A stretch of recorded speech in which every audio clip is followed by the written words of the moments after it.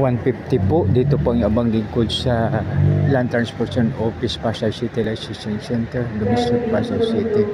Hanggang 3:32 po. Dahil po sa nawala pong aking license. No? So, mahirap po pala pag mawala yung license kasi matagal po yung release. No? So, meron mo pa January ngayon, April pa mag-text pa po ako kung makuha po o hindi. No? Kaya makaibigan, ingatan po natin ang ating license para hindi po tayo maabala. So, biro mo ito, no? Isang malaking abala po sa iyong lingkod na instead po na magpahinga, nagpila, nagbayad pa.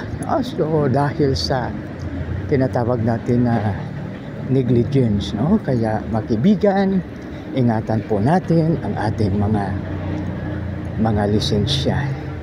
Isang mapagpala, mapagbiyaya at mag-Diyos po na hapon sa bawat isa. God bless us all.